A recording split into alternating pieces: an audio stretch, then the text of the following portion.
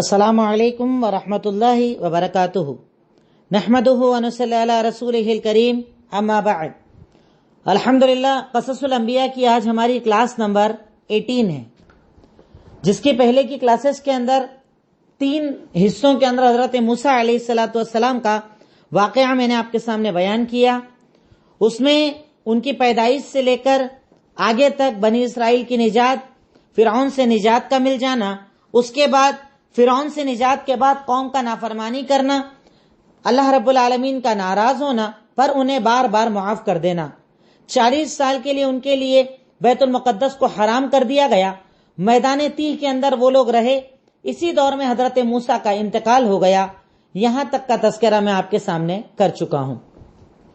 یہ تقریباً واقعہ پورا مکمل ہو گیا تھا آپ کے سامنے کہ حضرت موسیٰ کا میدان تیہ میں ہوتے ہوئے ہی انتقال ہو جاتا ہے۔ بنی اسرائیل اس کے بعد بھی باقی رہتے ہیں، نافرمانیاں ان کی عام رہتی ہیں۔ بعد میں کنٹینیو انبیاء کرام کا ایک سلسلہ ان پر اللہ رب العالمین نے جاری کیا، پر یہ برابر نافرمانیاں کرتے رہے، جس کا ذکر میں ابھی آپ کے سامنے انشاءاللہ کروں گا۔ پر اس کے پہلے اس واقعے سے ہم نے کیا سیکھا؟ حضرت موسیٰ کے واقعے سے ہم نے کیا سیکھا؟ سب سے پہلی چیز جو ہم نے سیکھی وہ یہ کہ اللہ کی پلاننگ سب سے اوپر ہوتی ہے۔ چاہے آپ کے خلاف کوئی بھی پلان بنا لیا جائے، کوئی بھی سازش کر لی جائے، کوئی بھی تیاریاں کر لی جائے۔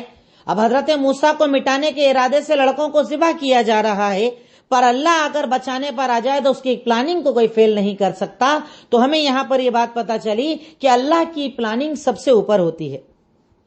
جب وہ بچانے پر آئے تو بچاتا ہے، اور جب مارنے پر آئے تو مارتا ہے۔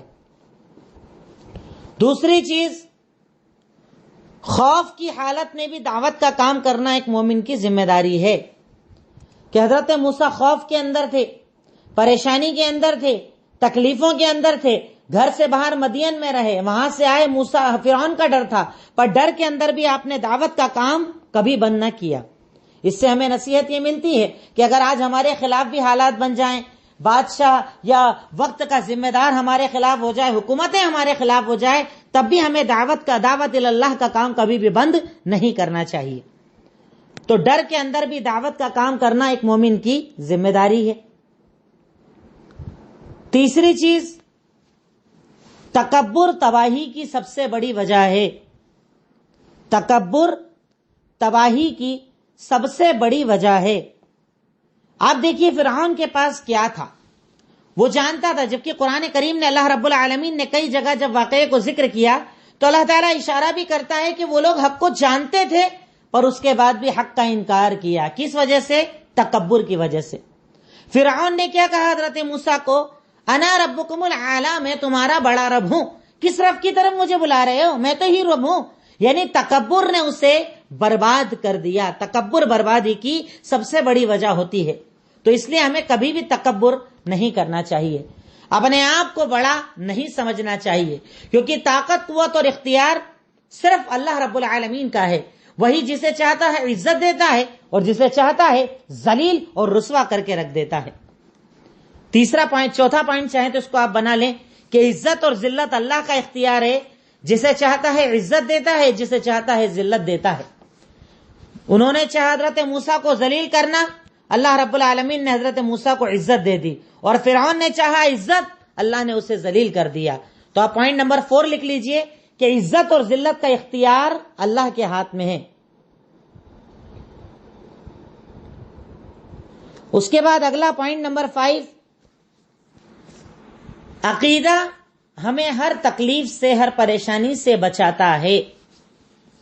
صحیح عقیدہ ہمیں ہر پریشانی سے بچاتا ہے۔ یہ کہاں پتا چلا؟ کہ جب جادوگر حضرت موسیٰ علیہ السلام کے مقابلے کے اندر آئے، آپ کے سامنے مقابلہ کیا گیا، آپ کو ایک خوف محسوس ہوا کہ کہیں ایسا نہ ہو، کہیں ایسا نہ ہو جائے یہ لوگ اچانک اژدہے بن گئے، آپ کے دل میں خوف پیدا ہوا۔ تب اللہ تعالیٰ نے آپ کو عقیدے کی طاقت یہ بتائی کہ اگر تیرا اللہ پر ایمان ہے تو اپنی لاٹھی کو پھینک، اللہ تیری حفاظت کرے گا۔ تو 5واں پوائنٹ ہمیں یہ پتا چلا کہ عقیدہ مومن کو، صحیح عقیدہ مومن کو ہر پریشانی سے بچاتا ہے۔ صحیح عقیدہ مومن کو ہر پریشانی سے بچاتا ہے۔ پوائنٹ نمبر 6 یہ پتا چلا کہ حق ہمیشہ غالب ہوتا ہے۔ آپ نے دیکھا کتنی کوشش کی گئی، کتنی پریشانیاں دی گئی، کتنی پلاننگ کی گئی، لڑکوں کو ذبح کر دیا گیا، حضرت موسیٰ کے خلاف پلان بنا لیا گیا، لشکر لے کر پیچھے آ گئے، پر باقی کون رہا؟ حق۔ اور برباد کون ہوا؟ باطل۔ باطل کو برباد ہونا پڑا، کیوں؟ کیونکہ یہ اللہ تعالیٰ کا ازل سے فیصلہ ہے کہ حق کبھی بھی مغلوب نہیں ہوتا، حق غالب ہوتا ہے، حق ہمیشہ اوپر ہوتا ہے۔ پوائنٹ نمبر 7 صبر کا پتا چلا کہ صبر کی کیا اہمیت ہے، کہ حضرت موسیٰ علیہ السلام نے صبر کیا، ہر تکلیف کے مقابلے میں، ہر پریشانی کے مقابلے میں، گالیوں کے مقابلے میں، الزام کے مقابلے میں، تو پتا چلتا ہے کہ صبر کی بہت اہمیت، اور صبر کی پیچھے میں جتنے انبیاء کے واقعات بتاتا چلا آیا ہوں، تقریباً ہر ایک کے اندر آپ کو صبر کا درس بار بار ملے گا۔ پوائنٹ نمبر 8 دعوت کے اندر نرمی کا استعمال ہونا چاہیے۔ دعوت و تبلیغ کے اندر نرمی کا استعمال ہونا چاہیے، کہ جب اللہ رب العالمین نے حضرت موسیٰ اور ہارون کو فرعون کی طرف بھیجا تو کہہ کر بھیجا فَقُولَا لَهُ قَوْلًا لَيِّنًا، اس سے نرمی سے بات کرنا، سختی سے بات نہ کرنا۔ چاہے سامنے والا آپ سے سختی سے بات کرے، بدتمیزی کرے، پر آپ کی یہ ذمہ داری ہے کہ آپ نرمی کے ساتھ بات کریں، اللہ تعالیٰ آپ کی باتوں کے اندر انشاءاللہ اثر ڈالے گا۔ پوائنٹ نمبر 9 استقامت کی فضیلت پتا چلی، دین میں جمنا۔ استقامت مطلب دین میں جمنا، دین میں جمنے کی فضیلت پتا چلی، کہ جادوگروں نے کہا تھا فرعون بدلہ کیا دو گے؟ کہا پیسہ دوں گا، انعام دوں گا۔ اب جب اللہ تعالیٰ پر ایمان لے آئے تو کہا ہاتھ پیر کاٹ ڈالوں گا، پھر بھی انہوں نے کہا اللہ تو ہمیں صبر کی طاقت دے، تو ہی صبر کی طاقت دینے والا ہے۔ تو اس سے پتا چلتا ہے کہ دین میں استقامت ضروری ہے۔ جب آپ دین پر رہیں گے تو تکلیفیں آئیں گی، پریشانیاں آئیں گی، دشمن بھی بنیں گے، لوگ ناراض بھی ہوں گے، پر آپ کو ہر حال کے اندر صبر کرنا ہے اور استقامت کے ساتھ دین پر جمے رہنا ہے، چاہے بات جان پر کیوں نہ آ جائے۔ ایک مومن جان کے مقابلے میں اپنے اسلام، اپنے دین کو بچاتا ہے۔ یہ بات ہمیں حضرت موسیٰ کے واقعے سے اور جادوگروں کے واقعے سے پتہ چلتی ہے کہ اسلام کے اندر استقامت کی بہت زیادہ اہمیت ہے۔ اب اگلی ہیڈنگ آپ بنائیں گے بنی اسرائیل کی نافرمانیاں، کیونکہ یہاں پر حضرت موسیٰ کا واقعہ بھی مکمل ہو گیا، آپ کی جو کچھ پوائنٹس مجھے میرے علم میں تھے وہ میں نے آپ کو بتا دیے، وہ بھی مکمل ہو گیا، پر یہاں پر میں الگ سے ایک ہیڈنگ آپ سے بنوا رہا ہوں حضرت موسیٰ کے باب کے اندر ہی، اسی واقعے کے اندر بنی اسرائیل کی نافرمانیاں، کیونکہ اللہ رب العالمین نے اس قوم کو عبرت کے طور پر ذکر کیا ہے۔ تم ان جیسے مت بن جانا، تم ان جیسے مت ہو جانا، یہ بڑی بری قوم تھی، اس کی برائیاں کیا تھی؟ اللہ رب العالمین نے پورے قرآن کے اندر کئی جگہ ان کی برائیوں کا تذکرہ کیا، پر ایک جگہ جہاں پر زیادہ ذکر کیا ہے وہ آیتیں میں آپ کے سامنے رکھوں گا۔ اب اوپر آیت نمبر لکھ لیجئے، نیچے میں پوائنٹس کے ساتھ آپ کو ان کی نافرمانیاں بتا دوں گا۔ سورہ بقرہ آیت نمبر 39 to 49، سورہ بقرہ آیت نمبر 39 سے 49 میں اللہ رب العالمین نے بنی اسرائیل کی نافرمانیوں کا تذکرہ کیا ہے۔ سب سے پہلے آپ اس بات پر اگر غور کریں کہ ہم اپنے آپ کو کیا کہتے ہیں؟ خیر امت، سب سے بہترین امت، جو اللہ رب العالمین نے لقب ہمیں دیا ہے، اللہ رب العالمین نے اس درجے پر ہمیں فائز کیا ہے کہ اللہ رب العالمین قرآن کریم کے اندر کہتا ہے کنتم خیر امت اخرجت للناس تأمرون بالمعروف وتنہون عن المنکر وتؤمنون باللہ۔ اللہ تعالیٰ سورہ آل عمران آیت نمبر 110 کے اندر ارشاد فرماتا ہے کہ یقیناً تم سب سے بہترین امت ہو۔ سورہ آل عمران آیت نمبر 110، اللہ تعالیٰ نے کہا تم سب سے بہترین امت ہو جسے اللہ رب العالمین نے اس دنیا کے اندر بھیجا ہے، اور بہترین اس لیے ہو کیونکہ تم لوگوں کو بھلائی کا حکم دیتے ہو اور برائی سے روکتے ہو اور اللہ پر ایمان رکھتے ہو۔ اس بنیاد پر اللہ تعالیٰ نے تمہیں یہ اعزاز دیا ہے، یہ انعام دیا ہے، یہ پوسٹ عطا کر دی ہے کہ اللہ تعالیٰ نے تمہیں سب سے اوپر، سب سے اعلیٰ، سب سے افضل بنا دیا۔ یعنی اس دنیا کے اندر اگر کوئی امت سب سے افضل ہے تو وہ محمد الرسول اللہ صلی اللہ علیہ وسلم کی امت، کہ اللہ رب العالمین نے اسے خیر امت بنا دیا۔ پر کیا یہ لقب ہمیں ہی دیا گیا یا ہم سے پہلے بھی کسی کو دیا گیا؟ تو وہ آیت جو میں آپ کے سامنے میں نے اوپر آیت نمبر کوڈ کی ہے، اس میں اللہ تعالیٰ نے یہی جملہ، یہی فضیلت اللہ رب العالمین نے سورہ بقرہ آیت نمبر 47 کے اندر بنی اسرائیل کو بھی کہا کہ میں نے تمہیں سارے عالم پر افضل بنا دیا ہے. یعنی اللہ رب العالمین نے ہم سے پہلے یہ جملہ بنی اسرائیل کو کہا کہ میں نے تمہیں سب سے افضل بنا دیا ہے. پر اس کا مطلب یہ نہیں ہے کہ اگر افضل اللہ نے بنا دیا ہے تو تمہاری افضلیت ہمیشہ باقی رہے گی. عمل کرو گے تو افضل رہو گے، نہیں تو اللہ تمہیں ذلیل اور رسوا کر دے گا. جو آج یہ امت ذلیل ہے اور رسوا ہے، دشمنوں کے رعب کے اندر ہے، ڈر کے اندر ہے، بزدلی کے اندر ہے، اس کی وجہ ہے ہماری بے عملی.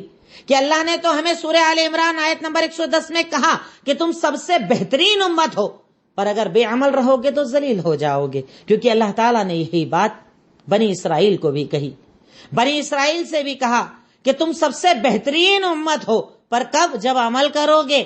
اور اگر عمل نہیں کرو گے اللہ تمہیں ذلیل کر کے رکھ دے گا.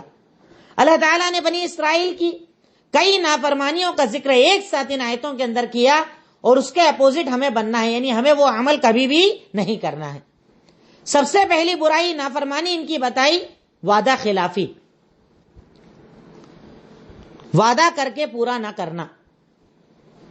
اللہ تعالیٰ ارشاد فرماتا ہے سورہ بقرہ آیت نمبر 40، یا بنی اسرائیل اذکروا نعمتی التی انعمت علیکم واوفوا بعہدی اوفی بعہدکم وایایا فرہبون. اے وہ لوگوں، اے بنی اسرائیل، میرے نعمتوں کو یاد کرو جو نعمتیں میں نے تم پر کی، اور ان نعمتوں کو یاد رکھنے کا مطلب یہ ہے کہ تم میرے وعدوں کو پورا کرو. مجھ سے جو وعدہ تم نے کیا ہے کہ تم شرک نہیں کرو گے، نبیوں کی بات مانو گے. بھئی فرعون سے تم کو نجات دلائی، فرعون تو مارنے بیٹھا ہوا تھا، تمہارے بچوں کو ذبح کر رہا تھا. اللہ تعالیٰ کہتا ہے میں نے تم پر اتنا بڑا انعام، اتنا بڑا احسان کیا ہے، تو اب تم کیا کرو؟ وعدوں کو پورا کرو. شرک مت کرنا، نبی کی بات کو تسلیم کرنا، نبی کی نافرمانی مت کرنا، وعدوں کو پورا کرنا. تو میں بھی اپنے وعدے کو پورا کروں گا، یعنی تمہیں سب سے افضل بنا دوں گا. پر یہ قوم کیا نکلی؟ وعدہ خلاف. ابھی فرعون سے نجات پائے، وہیں شرک شروع کرنے کی بات کر رہے تھے. میں نے بتایا پیچھے آپ کو، ہمارے لیے ایک بت بنا دو، اور آگے چل کے شرک بھی کیا، بت پرستی بھی کی، بچڑا بھی بنا لیا. یعنی اللہ نے جو وعدہ کیا اس وعدے کی نافرمانی کی تو اللہ رب العالمین نے اس قوم کو ذلیل کر دیا. ہم بھی سوچیں یہاں پر، ہم سے بھی وعدہ لیا ہے اللہ نے توحید کا، ہم سے بھی وعدہ کیا ہے اللہ نے عزت کا، ہم سے بھی کہا اللہ تعالیٰ نے کہ زمین کے خلیفہ تم رہو گے، پر اگر وعدہ خلافی کرو گے تو اللہ تمہیں برباد کر کے رکھ دے گا. پوائنٹ نمبر 1، سب سے پہلی نافرمانی وعدہ خلافی کرنا. دوسری چیز وَإِيَّايَ فَارْهَبُونَ، اور صرف مجھے سے ڈرنا. یعنی ان کی دوسری نافرمانی کیا تھی کہ اللہ سے نہیں ڈرتے تھے، اللہ سے نہیں ڈرتے تھے. اور اس کے مقابلے میں یعنی آپ یہ نافرمانیاں سمجھتے جائیں، اس کا اپوزٹ اپناتے چلے جائیں تو آپ کو بات سمجھ میں آ جائے گی انشاءاللہ. دوسری برائی، دوسری نافرمانی کیا تھی اس قوم کی؟ اللہ سے نہ ڈرنا. نبیوں کو قتل تک کر ڈالا ان لوگوں نے، نبیوں کی باتوں کو تسلیم نہ کیا، بار بار انبیاء کی نافرمانی کرتے رہے. نبی کہتے یہ کرو، اس کا اپوزٹ کر کے دکھاتے. اللہ کہتا من و سلوہ بولتے نہیں، زمین کا گلہ دو. بار بار ان لوگوں نے نافرمانی کی اور اللہ کا ڈر نہیں رکھا، جبکہ انہیں اللہ سے ڈرنا چاہیے تھا. ہمیں بھی حکم دیا اللہ نے کہ مجھ سے ڈرو. ڈر کا مطلب زندگی کو سدھارو، عمل کو سدھارو. اگر آج ہم میں سے بھی کوئی اللہ سے نہ ڈرے تو گویا کہ وہ بنی اسرائیل کی روش کے اوپر ہے، بنی اسرائیل کے راستے کے اوپر ہے.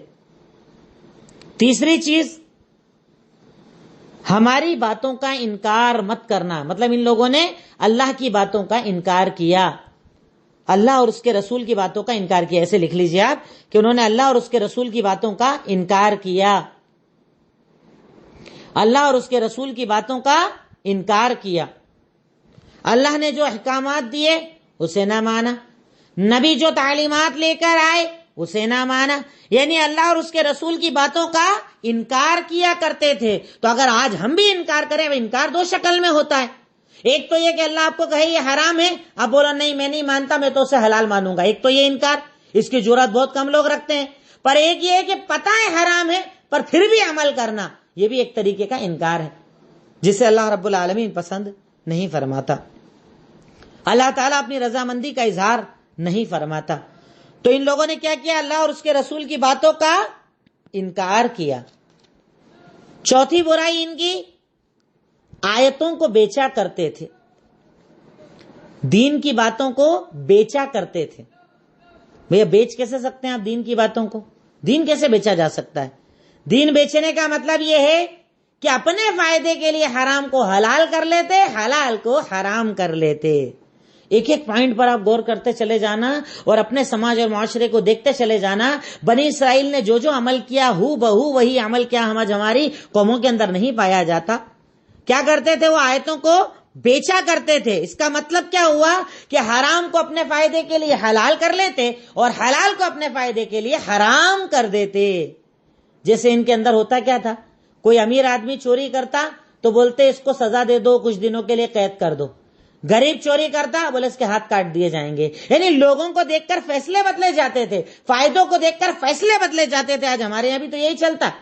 مولانا میرے پاس 20 لاکھ کا مال ہے، 20 لاکھ کی زکات کتنی ہوتی ہے؟ آپ نے بتایا 2.5% سے اتنی ہوتی ہے۔ وہ بولتے ہیں ارے مولانا زکات زیادہ ہو جائے گی، تو مولانا صاحب ان کو ہلا دے دیتے ہیں۔ ایسا کرو زکات جب فرض ہو اپنی بیوی اور اپنے بچوں کو ہدیہ کر دو، گفٹ کر دو پیسہ، جب ٹائم نکل جائے تب ان سے واپس لے لینا۔ لون کرانا تو حرام ہے، کر سکتے کہ نہیں کر سکتے اس کے لیے گلیاں نکال لینا۔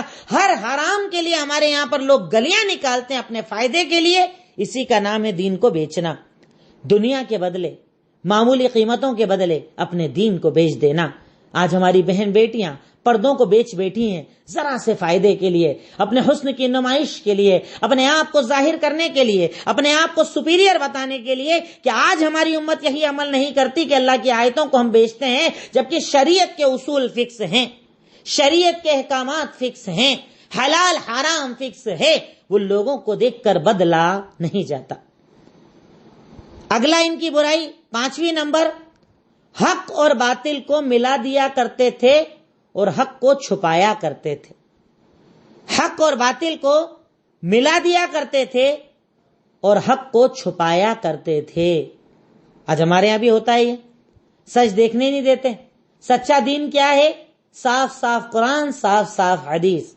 اس کے اندر رسمیں نہیں، اس کے اندر بدعات نہیں، اس کے اندر خرافات نہیں، اس کے اندر بددینی نہیں، اس کے اندر شرک نہیں، اس کے اندر اللہ کے سامنے کسی اور کو کھڑا کرنا نہیں، اس کے اندر یہ سارے سسٹم جو ہمارے یہاں چلے ہیں وہ نہیں۔ پر ہمارے یہاں بھی لوگ حق کو چھپاتے ہیں اور حق اور باطل کو ایسا مکس کر کے رکھ دیا کہ دور سے دیکھنے والا اسے ہی دین سمجھتا ہے۔ ایک عام آدمی کی نظر میں دین کیا؟ شرک کرتے چلے جاؤ، سجدے کرتے چلے جاؤ، غیر اللہ سے مدد مانگو۔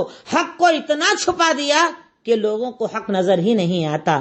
شرک کی زندگی، بدعتوں کی زندگی، حرام کی زندگی، یہ بنی اسرائیل کا طریقہ تھا کہ وہ لوگ حق کو چھپایا کرتے تھے۔ آج ہم بھی حق کو چھپاتے ہیں، ہمارے علماء چھپاتے ہیں، دین جانتے ہیں، سچائی جانتے ہیں، حقیقت پتہ ہے، صحیح حدیث پتہ ہے، پر اس لیے نہیں بتاتے کہ اگر بتاؤں گا تو اس مسلک والے کی چل جائے گی، فلاں فلاں کی عزت بڑھ جائے گی، میری سیٹ خطرے میں آ جائے گی، اس لیے کیا کرتے ہیں؟ حق کو بھی چھپا لیتے ہیں۔ اور ان کے بھی علماء یہی کرتے تھے کہ حق کو چھپایا کرتے تھے۔ دین جانتے ہوئے اسے نہ بتانا، دین جانتے ہوئے اس پر عمل نہ کرنا۔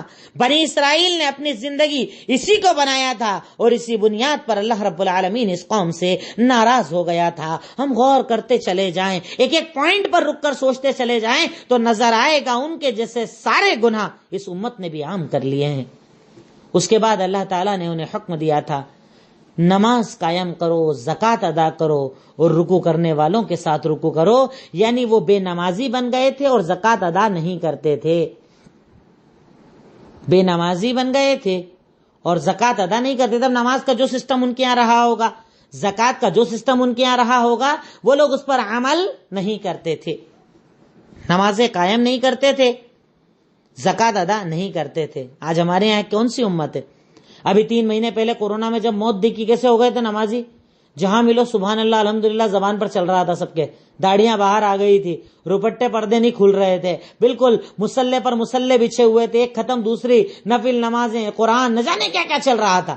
ابھی ذرا سا موت کا ڈر نکلا، وہی پرانی زندگی، روش بدل لی۔ میں اکثر اس بات کو ایسے کہتا ہوں کہ نعوذ باللہ ہم میں سے کئی جاہل لوگ ایسے ہیں جو اللہ تعالیٰ کو ڈرامہ، نوٹنکی جس کو بولتے تھے پرانے دور میں، اب اسے ڈرامہ کہا جاتا ہے، گاؤں کے اندر آج بھی چلتا ہے۔ وہ ہمارے یہاں لوگ اللہ رب العالمین کو بھی نعوذ باللہ نوٹنکی اور ڈرامہ دکھاتے ہیں۔ کیسا؟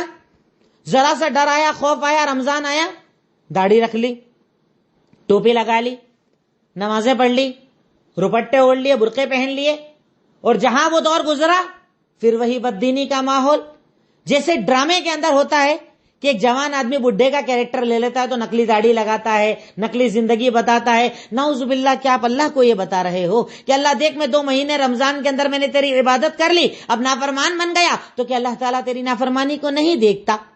بے نمازی ہونے کو نہیں دیکھتا؟ تو زکوٰۃ چھپاتا اللہ نہیں دیکھتا؟ ارے میں کہتا ہوں اگر آج مسلم قوم طریقے سے، صحیح طریقے سے، ایمانداری سے زکوٰۃ نکالنے لگ جائے تو مسلمانوں کی غریبی کا خاتمہ ہو جائے، مسلمانوں کی غربت کا خاتمہ ہو جائے. اتنا زیادہ زکوٰۃ کو دبایا جاتا ہے، کروڑوں اربوں کی زمینیں لے کر بیٹھے ہیں، لاکھوں کی کھیتیاں کرتے ہیں اور 2-4 بوری گیہوں دے کر سمجھتے ہیں ہم نے زکوٰۃ ادا کر دی. ارے زکوٰۃ تیرا حق نہیں ہے، زکوٰۃ غریب کا حق ہے جو تجھے نکالنا پڑے گا، اور نہیں نکالے گا تو اللہ تعالیٰ کا عذاب تجھ پر آئے گا. پوائنٹ نمبر 7، جو بولتے تھے اس پر عمل نہیں کرتے تھے. جو بولتے تھے اس پر عمل نہیں کرتے تھے. یہ بھی ان کی ایک بہت بڑی برائی تھی. جو بولتے تھے اس پر عمل نہیں کرتے تھے. آج ہمارے یہاں بھی تو ہوتی ہیں نا ساری چیزیں. بولا تو بہت جاتا ہے پر عمل کرتا کون ہے؟ باتیں تو بہت کرتے ہیں پر عمل کرتا کون ہے؟ دوسروں کو بتانا آسان، دوسروں کو سکھانا آسان، دوسروں پر انگلی اٹھانا آسان، دوسروں کے عیب کو دیکھنا آسان، دوسروں پر الزام تراشیاں کرنا آسان، دوسروں کی غیبتیں کرنا آسان، دوسروں سے حسد کرنا آسان، پر اپنے گریبان میں جھانک کر کون دیکھتا ہے؟ جبکہ اللہ تعالیٰ ہمیں حکم دیتا ہے کہ لما تقولون ما لا تفعلون. کیوں ایسا ہے کہ بولتے تو ہو پر عمل نہیں کرتے؟ یہ بنی اسرائیل کی روش تھی کہ کہتے تو تھے پر عمل نہیں کرتے تھے، بتاتے تو تھے پر خود عمل نہیں کرتے تھے. اور اسی بنیاد پر اللہ رب العالمین اس قوم سے ناراض ہو گیا. اللہ رب العالمین کا ان پر عذاب نازل ہوا، اور اسی میں اللہ رب العالمین نے ایک حکم دیتے ہوئے ارشاد فرمایا وَاسْتَعِينُوا بِالصَّبْرِ وَالصَّلَاةِ وَإِنَّهَا لَكَبِيرَةٌ إِلَّا عَلَى الْخَاشِعِينَ. کہ یقیناً مدد، اگر اللہ کی ضرورت پڑ جائے تمہیں مدد کی تو اللہ تعالیٰ کے آگے مدد مانگو. کس چیز کے ذریعے؟ صبر اور نماز کے ذریعے. جب بھی پریشان ہو جاؤ، جب بھی تکلیف کے اندر آ جاؤ، جب بھی راستے چاروں طرف سے بند ہو جائیں، قرضہ بڑھ جائے، بیماریاں بڑھ جائے، تکالیف کا دور ہو، راستے نظر نہ آئیں، پریشانیاں جب حد سے زیادہ گزر جائیں تو کیا کرو؟ نماز اور صبر کے ذریعے اللہ سے مدد مانگو. فرض نمازیں پڑھ کر، نفل نمازیں پڑھ کر، تہجد پڑھ کر اللہ سے مدد مانگو. اللہ تعالیٰ یقیناً مدد کرے گا، کیونکہ اللہ رب العالمین مدد کرنے والا ہے. اللہ رب العالمین مومن بندوں کی مدد فرماتا ہے. اللہ رب العالمین مومن بندوں کے ساتھ ہے. اللہ تعالیٰ ان کی پریشانیوں کو دور کرتا ہے. شرط یہ ہے کہ وہ اللہ رب العالمین سے مانگے تو صحیح، اللہ کے آگے جھکے تو صحیح. اگر یہ عمل کریں تو اللہ رب العالمین ان کی مدد فرماتا ہے، جس کا ذکر اللہ تعالیٰ سورہ بقرہ آیت نمبر 45 کے اندر کرتا ہے. وَاسْتَعِينُوا بِالصَّبْرِ وَالصَّلَاةِ. مدد مانگو اللہ تعالیٰ سے صبر اور نماز کے ذریعے. پر یہ بات بڑی ہے ان لوگوں کے لیے جو اللہ سے نہیں ڈرتے، یعنی جو اللہ سے ڈرتا ہے اس کے لیے یہ عمل بہت زیادہ آسان ہو جاتا ہے. غرض یہ کہ اللہ رب العالمین نے بنی اسرائیل کی کچھ بڑی بڑی برائیوں کو یہاں پر بتایا، اور 8ویں اور آخری برائی جو اللہ تعالیٰ نے بیان فرمائی وہ یہ کہ وہ لوگ لوگوں کو بھلائی کا حکم نہیں دیتے تھے اور برائی سے نہیں روکتے تھے. بھلائی کا حکم دیتے نہیں تھے اور برائی سے روکتے نہیں تھے، جس کو ذکر اللہ تعالیٰ نے کرتے ہوئے ارشاد فرمایا لعن الذین کفروا من بنی اسرائیل علی لسان داؤد وعیسی ابن مریم، کہ اللہ رب العالمین کی طرف سے لعنت ہوئی ہے. سورہ مائدہ آیت نمبر 78 کے اندر آپ لکھ لیجئے، ایک الگ جگہ ذکر کیا اللہ نے ان کی ایک برائی کا. سورہ مائدہ آیت نمبر 78 اللہ تعالیٰ نے ارشاد فرمایا کہ بنی اسرائیل پر لعنت کی گئی سارے نبیوں کے ذریعے. اس کی وجہ کیا تھی؟ کہ وہ لوگوں کو بھلائی کا حکم نہیں دیتے تھے اور برائی سے روکتے نہیں تھے. کیسے ہم لوگوں جیسے تھے ماڈرن، اپنے کو کیا کرنا، اپن عمل کر رہے نا کافی ہے، اپنی نماز اپنے لیے کافی ہے، ہم تو اچھا کر رہے نا، ہمیں کیا لینا دینا. یہ ان کی زندگی تھی. پر اس سے کام چلے گا؟ نہیں چلے گا. اگر آپ برائی کو دیکھتے ہوئے نہ روکیں گے عذاب آپ پر بھی آئے گا. آپ بھلائی کو جانتے ہوئے حکم نہ دیں گے عذاب آپ پر بھی آئے گا. لوگ اسی وجہ سے تو ہمارے یہاں دعوت کے کام کو بڑا ہلکا سمجھتے ہیں, دعوت دینے کو بڑا ہلکا سمجھتے ہیں, دعوت دین کو بڑا ہلکا سمجھتے ہیں. انشاءاللہ کبھی اگر اللہ تعالیٰ نے زندگی اور موقع دیا تو میں دعوت کے اوپر تو الگ سے انشاءاللہ آپ کی کلاس لوں گا کہ دعوت اللہ کی اہمیت فضیلت کیا ہے اور دعوت دینے کے طریقے کیا ہیں, مسلموں کو کیسے دی جائے, غیر مسلموں کو کیسے دی جائے. انشاءاللہ اس کا پورا ایک ٹریننگ کورس ہم لوگ کریں گے انشاءاللہ. بہرکیف دعوت اللہ جو ہے وہ بہت بنیادی کام ہے جو ایک مسلمان کی ذمہ داری ہے. اللہ رب العالمین نے اس کام کو مسلمان کی ذمہ داری بنایا ہے. تو بنی اسرائیل کیا کرتے, برائی کو دیکھ کر روکتے نہیں, بھلائی کا حکم دیتے نہیں. اس وجہ سے اللہ رب العالمین اس قوم سے ناراض ہو گیا. اللہ رب العالمین کا عذاب اس قوم پر نازل ہوا. اللہ تعالیٰ نے قدم قدم پر ان پر عذاب بھیجے, یہ قدم قدم پر نافرمانیاں کرتے رہے. آپ کے بعد حضرت موسیٰ کے بعد کئی انبیاء کرام آئے پر انہوں نے باتوں کو تسلیم نہ کیا. انہوں نے برابر یہاں تک کہ کئی نبیوں کو قتل بھی کر دیا, جس کا ذکر اللہ نے قرآن میں کئی جگہ کیا ہے کہ یہ لوگ انبیاء کو قتل تک کر دیا کرتے تھے. اتنے بڑے جرم تک یہ لوگ کر دیا کرتے تھے. بہرکیف یہاں پر بنی اسرائیل اور حضرت موسیٰ کا تذکرہ ایک شارٹ طریقے سے جتنا ہو سکتا تھا, پوائنٹ ٹو پوائنٹ انشاءاللہ آپ کے سامنے مکمل ہوا. کل اللہ نے چاہا تو انشاءاللہ حضرت داؤد, حضرت سلیمان کا ذکر آپ کے سامنے آئے گا. اللہ رب العالمین ہم تمام کو کہنے سننے سے زیادہ عمل کرنے کی توفیق عطا فرمائے. اور آج رات کو انشاءاللہ جو ہماری سیٹرڈے اسپیشل کلاس ہوتی ہے گوگل میٹ کے اوپر, اس کا ٹاپک رہے گا اسلام میں بیوی کے حقوق, کیونکہ شوہر کے حقوق تو بہت بتائے جاتے ہیں, بیوی کے حقوق کم بتائے جاتے ہیں, تو اس لیے ٹاپک انشاءاللہ آج رات کو آپ کے سامنے رہے گا. جزاک اللہ خیر. السلام علیکم ورحمۃ اللہ وبرکاتہ.